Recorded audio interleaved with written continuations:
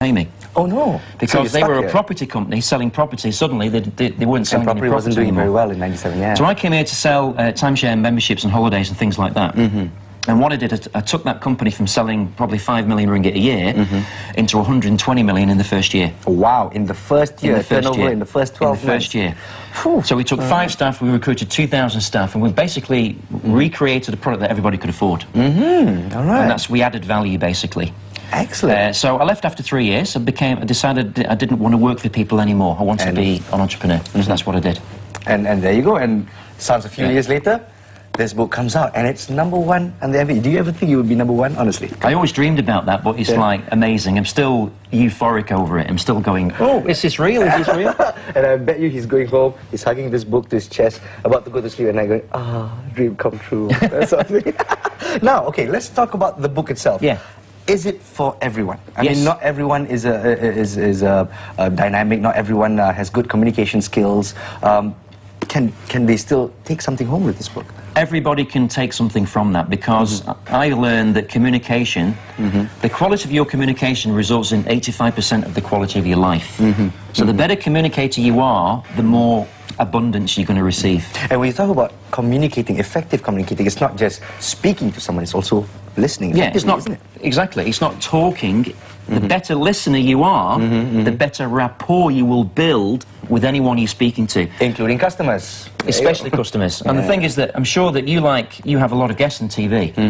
So I'm sure you love the guests that listen to you finish what you're saying and then you speak. Very true. Unless they speak too much and the producers speak in my ear. Okay, you gotta quit it now, yeah. Other than that, of course. Yeah. So one of the secrets of the book is you've got to ask the right questions, open questions.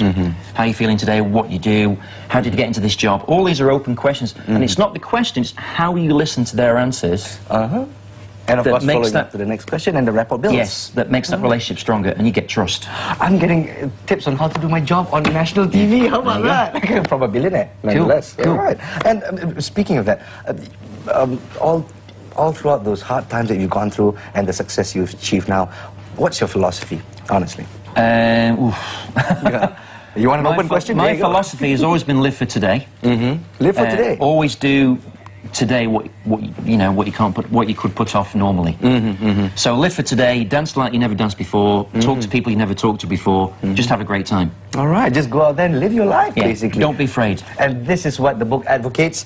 You just have to know when to close the deal. And you want to know when? Get the book. It's selling at MPH right now for $59.95. It's a small price to pay for the secrets that you might learn. How about that? In your opinion, though, let's zone a little bit, especially if there are salesmen out there watching and they want to take some tips from the greatest salesman in the world. What are the key issues and challenges faced by salespeople now? Well, now you've got everyone's talking about the recession, H1N1, all these kind of things going on. So people are not buying as many products. They're afraid to spend money. So as a salesperson, the challenges you've got there, you're going to get more objections. I want to think about it, don't want to spend the money, haven't got the budget. So you've got to look at, well, how are the products you're selling going to cater for that market, right? So you've got to look at that area as well. If they're not catering for that market, you've got to look at the company you're working for. Are they innovative enough to help you with the recession? Right. So I make sure that the products I create or are involved with add value in any market. Because right now, we're just doing so well in the recession because we're providing products that create lots of value. The other thing you've got to look at is your relationships. Could I improve my communication? What do I need to do? I need to ask people to buy something instead of just being nice all the time. Because there's a very old misconception in sales that salespeople are manipulators. Now, we were talking off air, and you said to me that you were one of the best salespeople in the country selling computers. I'm a TV host, so you're going to have to. And a lot of people think salespeople are con men and manipulators, but the best salespeople in the world are definitely not manipulators because they create a win-win situation. A great salesperson finds out what the person needs, what product they need, and if they would benefit from that. And when the salesperson finds that, they create desire in the person's mind.